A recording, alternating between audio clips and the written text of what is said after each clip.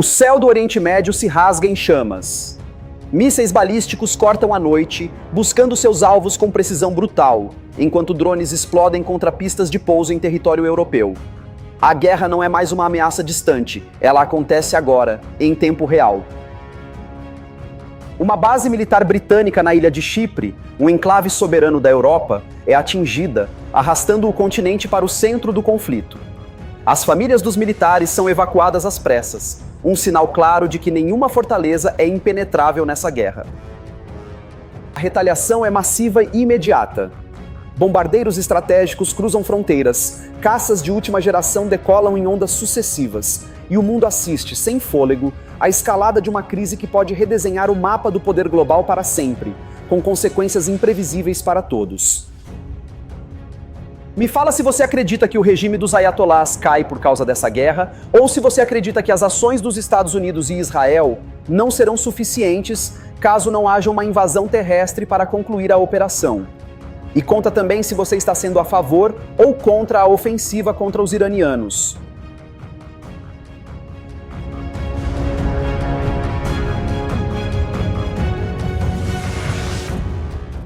Lembrando que essa matéria foi baseada nas notícias do Sky News, The New York Times, BBC, The Guardian, Al Jazeera, Sputnik, RT News e Telegram.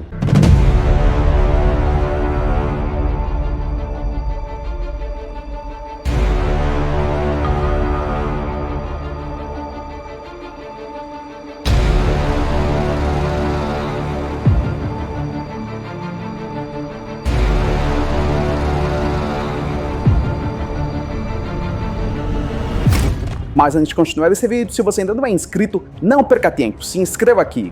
Vale a pena, eu te garanto. Se você estiver vendo a sua TV, é só apontar o celular para o QR Code aqui do lado. Dê seu like para o YouTube recompensar o núcleo da Terra. Se você curte muito esse conteúdo, ajude nosso trabalho clicando em valeu. É muito. Mas muito obrigado pela força de sempre.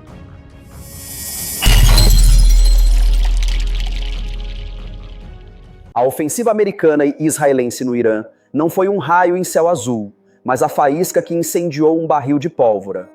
Imediatamente, as alianças formais e informais se solidificaram, revelando as verdadeiras linhas de fratura do poder no Oriente Médio. De um lado, um eixo ocidental coeso.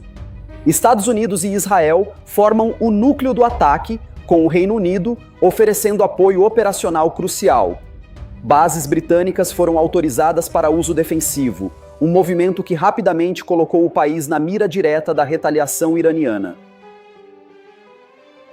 No Golfo, a aliança é mais complexa. Kuwait, Catar e Bahrein, anfitriões de bases americanas vitais, viram-se transformados em teatro de operações. Suas defesas aéreas foram ativadas, não apenas contra o Irã, mas resultando em desastres como o abate acidental de caças aliados. A Europa continental, representada por França e Alemanha, demonstrou um apoio político cauteloso. Assinaram declarações conjuntas, pressionaram Teherã, mas evitaram o envolvimento militar direto, tentando equilibrar a lealdade à Aliança Ocidental com o medo de uma conflagração regional generalizada e incontrolável. Do outro lado do campo de batalha, o Irã ativou sua própria rede de influência, muito mais assimétrica. A Guarda Revolucionária Islâmica, a força de elite do regime, coordenou a resposta não apenas de dentro de suas fronteiras, mas através de seus representantes regionais. No Líbano, o Hezbollah, um dos mais poderosos representantes do Irã, intensificou seus ataques contra Israel. Essa ação abriu uma segunda frente de combate, forçando as forças israelenses a desviarem recursos e atenção e mergulhando o Líbano em um novo ciclo de violência e destruição. Outras milícias pró-Irã espalhadas pela região do Iraque e a Síria compõem um ecossistema de ameaça difusa. Embora nem todas ajam de forma coordenada, sua simples presença aumenta a complexidade do conflito, forçando os estrategistas americanos a um cálculo de risco permanente. Diplomaticamente, o Irã encontrou suporte em potências globais. Rússia e China rapidamente se posicionaram, criticando a da escalada ocidental e defendendo o direito de Teherã à autodefesa. Esse apoio, embora não militar, oferece uma blindagem política crucial nos fóruns internacionais como a ONU. Países como Omã, que historicamente atuaram como mediadores entre Washington e Teherã, viram seus esforços diplomáticos serem incinerados. O ataque a um petroleiro em suas águas e a morte de tripulantes marcaram a abertura de uma perigosa frente marítima no conflito. Assim, o tabuleiro foi montado. De um lado, uma coalizão de poderio tecnológico e militar convencional. Do outro, um Estado central, apoiado por uma rede de grupos armados e gigantes diplomáticos. A guerra deixou de ser local e se tornou um confronto de alianças globais. A primeira onda de ataques e retaliações deixou um rastro de destruição e perdas humanas que rapidamente expôs o custo real da guerra. Para os Estados Unidos, o impacto inicial foi medido em vidas de seus soldados, com 4 militares mortos e 18 gravemente feridos. A maior humilhação material para a superpotência, no entanto, veio dos céus do Kuwait. 3 caças F-15E Strike Eagle, aeronaves de ataque de precisão, foram abatidos por fogo amigo das defesas aéreas kuwaitianas, um erro trágico em meio ao caos dos múltiplos ataques. Os 6 tripulantes americanos conseguiram ejetar e foram recuperados em condição estável, mas a perda das aeronaves foi um golpe simbólico e material. Cada F-15 representa dezenas de milhões de dólares e um pilar da projeção de poder aéreo dos Estados Unidos. Para Israel, as perdas civis se acumularam rapidamente. Salvas de mísseis iranianos atingiram cidades como Beit Shemesh, resultando em pelo menos 9 mortes confirmadas em um único incidente. Os serviços de emergência relataram mais de uma centena de feridos em todo o país. O alvo mais audacioso do Irã foi o coração do poder israelense. A Guarda Revolucionária afirmou ter usado mísseis balísticos K-Bar para atacar o complexo governamental ligado ao gabinete do primeiro-ministro Benjamin Netanyahu, uma clara mensagem de que nenhum líder estaria seguro. Do lado iraniano, o custo humano foi devastador. O Crescente Vermelho iraniano reportou um número assustador de 555 mortos nos ataques iniciais, um testemunho da intensidade da campanha de bombardeio liderada pelos Estados Unidos e por Israel em todo o país. A infraestrutura militar e estratégica do Irã foi o alvo principal. Relatórios de inteligência ocidentais descreveram uma campanha com mais de 1.000 ataques, visando degradar a capacidade de lançamento de mísseis, centros de comando e controle e ativos navais da Guarda Revolucionária. No Líbano, a retaliação israelense aos ataques do Hezbollah foi igualmente letal. Fontes locais reportaram 31 mortes e mais de 140 feridos, à medida que os ataques aéreos israelenses se aprofundavam em território libanês, ampliando o raio geográfico da guerra. O golpe mais profundo e estratégico, no entanto, foi a morte do líder supremo do Irã, Ali Khamenei. Sua eliminação, confirmada por múltiplas fontes, representou a decapitação do regime, um objetivo audacioso que transforma a guerra de um conflito limitado em uma aposta total. Com a morte de Khamenei e outros comandantes de alto escalão, a operação atingiu seu clímax estratégico. A questão que paira sobre a região é se a decapitação da liderança levará ao colapso do regime ou a uma reação ainda mais violenta e desesperada. A guerra se tornou um duelo de capacidades militares distintas. De um lado, a superioridade tecnológica e aérea dos Estados Unidos e Israel. Do outro, a aposta do Irã em mísseis balísticos, drones e uma rede de aliados regionais para criar um conflito assimétrico. O principal vetor de ataque ocidental é o ar. Bombardeiros estratégicos B-2, invisíveis ao radar, foram empregados para destruir silos de mísseis subterrâneos. Caças de quinta geração garantiram a superioridade aérea local, permitindo que as ondas de ataque continuassem com mínima resistência. A presença naval americana no Golfo Pérsico e no Mar Arábico serviu como uma plataforma flutuante de defesa e ataque. Porta-aviões e destroyers equipados com sistemas de mísseis Aegis formaram um escudo contra a retaliação iraniana, ao mesmo tempo em que lançavam seus próprios mísseis de cruzeiro. Em terra, a estratégia ocidental se concentrou na proteção de bases e na logística. Não houve, nos momentos iniciais, uma invasão terrestre em larga escala, mas sim uma demonstração de força para proteger os milhares de soldados americanos estacionados em toda a região. O Irã, por sua vez, respondeu com sua principal arma de dissuasão, um arsenal massivo de mísseis balísticos e de cruzeiro. Salvas foram lançadas contra Israel e bases americanas no Golfo, testando ao limite os sistemas de defesa antimísseis como o Domo de Ferro israelense. Drones de ataque como o Shahed tornaram-se uma ameaça constante e de baixo custo. O ataque bem-sucedido à base britânica de Akrotiri, em Chipre, demonstrou a capacidade iraniana de projetar poder a longas distâncias, atingindo um alvo dentro do território da União Europeia. O Hezbollah, no Líbano, complementou a estratégia com o lançamento de milhares de foguetes e mísseis de curto alcance contra o norte de Israel. Essa tática força Israel a uma guerra de duas frentes, dividindo seus recursos militares e aumentando a pressão sobre sua população civil. A questão da sustentabilidade do conflito reside nos estoques de munição. Estados Unidos e Israel possuem uma vantagem industrial e logística para uma guerra longa, mas o consumo de interceptadores de mísseis, que custam milhões cada, é altíssimo e pode se tornar um gargalo. O Irã aposta em seus vastos estoques de mísseis e drones, acumulados ao longo de anos e dispersos em locais secretos. Sua estratégia é prolongar o conflito em ondas, apostando que o custo econômico e político para o Ocidente se tornará insustentável antes que seu arsenal se esgote. Nesse embate de estratégias, a vitória não será definida apenas pelo poder de fogo bruto, mas pela capacidade de cada lado de sustentar suas operações. É uma batalha de desgaste, onde a logística e a produção industrial se tornam tão importantes quanto a precisão dos mísseis. Por trás da fumaça e das explosões, cada lado persegue objetivos estratégicos claros, embora nem sempre declarados. Para os Estados Unidos e Israel, a operação é vista como uma guerra de escolha, uma oportunidade para redesenhar o equilíbrio de poder no Oriente Médio de forma decisiva. O objetivo principal é a neutralização completa da capacidade de mísseis e drones do Irã. Essas armas são a base da dissuasão iraniana e a principal ferramenta de projeção de poder do regime na região, ameaçando aliados ocidentais e rotas comerciais vitais. Em um nível mais profundo, a meta é a decapitação do comando do regime. A morte de Ali Khamenei não foi um acidente, mas o ápice de uma estratégia para enfraquecer e, idealmente, colapsar a estrutura de poder da República Islâmica, abrindo caminho para uma mudança de regime. Documentos vazados do Pentágono, reportados pela imprensa internacional, sugerem que não havia um ataque iraniano iminente.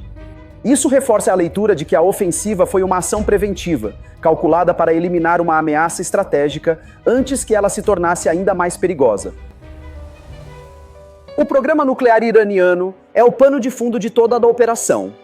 Com o Irã acumulando urânio enriquecido a 60%, a um passo técnico de material para armas nucleares, a janela para uma ação militar estava se fechando rapidamente, segundo a perspectiva de Washington. Para o Irã, os objetivos são de sobrevivência e dissuasão. A resposta militar busca impor um custo econômico e político tão alto que force a coalizão ocidental a recuar. Os alvos, como refinarias e bases no Golfo, foram escolhidos para maximizar a dor. Ao atacar a infraestrutura energética global, Teherã tenta espalhar o conflito horizontalmente. A intenção é transformar uma guerra regional em uma crise econômica mundial, elevando o preço do petróleo e do transporte marítimo e pressionando os aliados dos Estados Unidos a pedirem um cessar-fogo. Internamente, em meio ao choque da perda de sua liderança, o regime busca manter a coesão.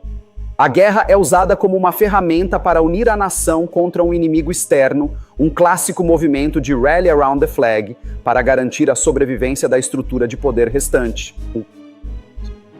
A Agência Internacional de Energia Atômica confirmou que o Irã possuía material suficiente para várias armas nucleares, armazenado em instalações subterrâneas de difícil acesso. Embora não houvesse uma arma pronta, a proximidade técnica era inegável e justificou a urgência da ação para Israel. Assim, a guerra se revela um choque de visões irreconciliáveis. De um lado, a tentativa de eliminar uma ameaça existencial e remodelar a região. Do outro, uma luta desesperada pela sobrevivência do regime e pela imposição de um custo global insuportável ao agressor. A guerra transbordou imediatamente dos campos de batalha para os mercados globais, gerando um choque econômico instantâneo. O epicentro do pânico foi o setor de energia, com a interrupção da produção em pontos nevrálgicos para o abastecimento mundial, causando pânico entre as nações. No Catar, o complexo de gás natural liquefeito de Ras Laffan, que fornece cerca de 20% do GNL global, teve suas operações paralisadas após ameaças de drones. O resultado foi uma disparada de 46% nos preços do gás na Europa. Na Arábia Saudita, a refinaria de Ras Tanura, responsável por mais de 500 mil de barris de petróleo por dia, foi desligada por precaução após um drone ser detectado nas proximidades. O preço do barril de petróleo saltou 13% em poucas horas. Em Israel, a gigante de energia Chevron suspendeu a produção no campo de gás Leviatã, no Mediterrâneo. A decisão afetou diretamente as exportações para o Egito e a Jordânia, criando uma crise energética regional que se somou à crise militar em curso. A Europa e a Ásia, altamente dependentes da importação de energia, foram as mais afetadas. Os países agora competem por cargas alternativas de GNL, pagando preços exorbitantes, o que ameaça alimentar a inflação e frear o crescimento econômico, gerando um efeito cascata. As companhias aéreas sofreram um prejuízo imediato e bilionário. O fechamento de corredores aéreos e de grandes hubs como Dubai e Doha deixou dezenas de milhares de passageiros retidos e forçou um desvio massivo de rotas, aumentando drasticamente os custos operacionais das empresas. O aumento do preço do petróleo, somado às rotas mais longas, explodiu o custo do combustível de aviação, a principal despesa das companhias. Empresas como Lufthansa e IAG, dona da British Airways, viram o valor de suas ações despencar, perdendo bilhões em valor de mercado. A agência de notícias Reuters estimou que o valor de mercado combinado das grandes empresas de aviação e turismo caiu mais de 11 bilhões de dólares nos primeiros dias do conflito. Um prejuízo que reflete não apenas os custos atuais, mas o medo de uma crise prolongada. A disrupção econômica nos países do Golfo também foi severa. O fechamento de aeroportos, a paralisação de portos e a queda no consumo interno mostraram como a infraestrutura civil se tornou um alvo estratégico, tão importante quanto as bases militares na guerra moderna. O impacto econômico da guerra demonstrou a fragilidade da economia global, interconectada e dependente de poucas rotas estratégicas. A instabilidade no Oriente Médio não é mais um problema regional, mas uma ameaça direta à prosperidade de nações a milhares de quilômetros de distância. Dentro do Irã, a guerra expôs uma sociedade profundamente fraturada. Não há uma visão unificada sobre o conflito. Enquanto parte da população se uniu em luto e defesa nacional após a morte de Khamenei, outros, exaustos pela repressão, viram a ofensiva com esperança. A percepção de muitos iranianos é quase maquiavélica. O inimigo do meu inimigo é meu amigo. Anos de privações econômicas e repressão política criaram um ambiente onde uma intervenção militar estrangeira pode ser vista por alguns como a única saída para a derrubada do regime. Em Israel, a população vive uma rotina de alerta constante. A cultura de correr para abrigos é antiga, mas a realidade é que mais da metade dos lares não possui um quarto reforçado.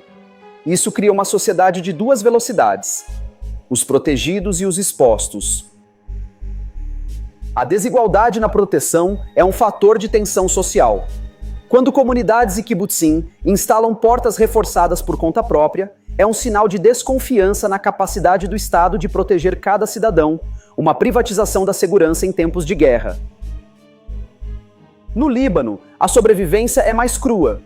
A guerra significa deslocamento em massa, estradas congestionadas e hospitais sobrecarregados. Abrigos são improvisados em qualquer lugar que ainda tenha um teto, com centenas de escolas públicas convertidas em abrigos temporários para famílias desabrigadas. A destruição da infraestrutura civil, água, eletricidade, comunicações, transforma a vida em uma emergência contínua. Sobreviver não é apenas escapar das bombas, mas suportar o colapso completo da vida normal, uma luta diária por recursos básicos e essenciais. Nos países do Golfo, como o Kuwait, o terror é mais silencioso. A população vive com o medo de se tornar um alvo por tabela, de estar na rota da guerra sem fazer parte dela. Cidades se esvaziam à noite e a ansiedade se manifesta em corridas a supermercados.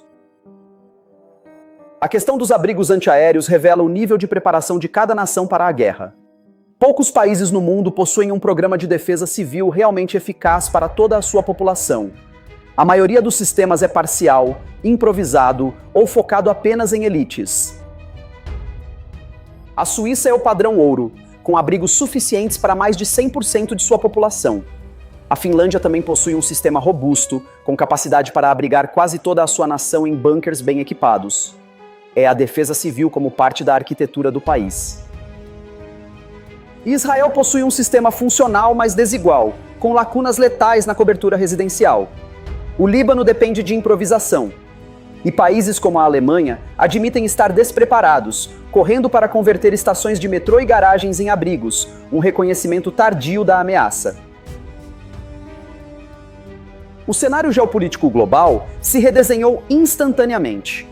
O ataque, longe de unir o Ocidente, expôs profundas rachaduras. Um bloco liderado por Estados Unidos, Israel e Reino Unido formou o núcleo da ação, mas outros aliados importantes hesitaram ou se opuseram abertamente à ofensiva. A Espanha, por exemplo, negou permissão para o uso de bases conjuntas em seu território para apoiar os ataques, classificando a ação como unilateral e perigosa. Essa recusa, vinda de um membro da OTAN, sinalizou uma fratura significativa na aliança militar ocidental. França e Alemanha, o motor da União Europeia, adotaram uma postura ambígua. Condenaram a retaliação iraniana e apoiaram o objetivo de frear o programa nuclear, mas evitaram endossar a legalidade do ataque inicial, temendo uma escalada fora de controle na região. Para a Rússia e a China, a crise foi uma oportunidade geopolítica perfeita. Ambas condenaram a agressão americana, posicionando-se como defensoras da soberania e do direito internacional, um discurso que ressoa fortemente no chamado Sul Global, cada vez mais desconfiado do Ocidente. O presidente russo, Vladimir Putin, classificou a morte de Khamenei como cínica, enquanto Pequim pediu um cessar-fogo imediato e o respeito à integridade territorial do Irã. Juntos, eles usaram a crise para pintar os Estados Unidos como uma potência hegemônica e desestabilizadora. Os países árabes do Golfo se tornaram reféns de sua própria geografia. Mesmo tentando manter uma neutralidade oficial, suas infraestruturas energéticas e seu espaço aéreo viraram alvos, forçando-os a tomar partido em um conflito que prefeririam evitar a todo custo. A Turquia, uma potência regional com seus próprios interesses, se opôs à escalada, alertando para o risco de desestabilização. O Brasil, por sua vez, expressou grave preocupação e pediu contenção a todas as partes, mantendo sua tradicional postura de neutralidade e defesa do direito internacional. A Organização das Nações Unidas, através de seu secretário-geral Antônio Guterres, condenou a escalada e pediu o fim imediato das hostilidades. No entanto, a ONU se mostrou mais uma vez um palco para argumentos, mas sem poder real para controlar os acontecimentos no terreno.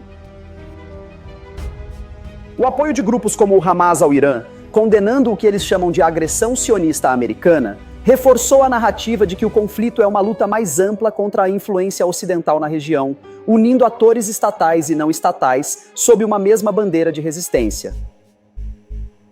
O tabuleiro geopolítico, portanto, ficou mais complexo e perigoso. O Ocidente está dividido, a aliança russo-chinesa se fortaleceu e as potências regionais foram forçadas a recalcular suas alianças. A guerra no Irã não é apenas sobre um país, mas sobre a própria ordem mundial. A tensão constante, alimentada por ataques e contra-ataques, consolida um novo normal. A cada 5 parágrafos, uma nova camada de informação foi revelada, mostrando como um ataque localizado se transformou em uma crise global, com múltiplas frentes e consequências duradouras. A cadeia de eventos, desde a formação das alianças até o impacto econômico e a divisão geopolítica, demonstra a interconexão do mundo moderno. As decisões tomadas em Washington e Tel Aviv ecoaram em mercados financeiros em Tóquio e em vilarejos no Líbano. A expectativa de uma guerra rápida e cirúrgica pode não dar certo diante da complexidade da resposta iraniana e das fraturas no campo aliado. O que começou como uma demonstração de força se tornou um pântano estratégico, com um custo humano e material crescente para todos os envolvidos. A promessa de neutralizar a ameaça iraniana abriu uma caixa de Pandora. A região mergulhou em uma instabilidade ainda maior, a economia global foi abalada e as regras do jogo geopolítico foram postas à prova, deixando um futuro incerto e perigoso pela frente. Me fala se você acredita que o regime dos ayatolás cai por causa dessa guerra, ou se você acredita que as ações dos Estados Unidos e Israel não serão suficientes caso não haja uma invasão terrestre para concluir a operação. E conta também se você está sendo a favor ou contra a ofensiva contra os iranianos.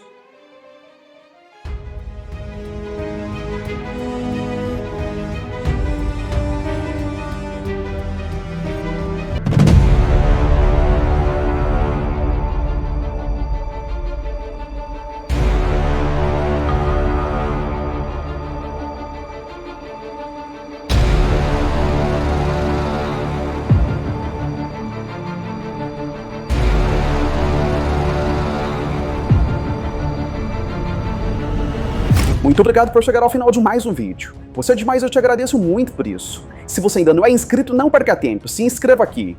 Vale a pena, eu te garanto. E se estiver vendo da sua TV, é só apontar o celular pelo QR Code aqui do lado. Deixe seu like pro YouTube recompensar o núcleo da Terra. Se você curtir muito esse conteúdo, ajude nosso trabalho clicando em valeu.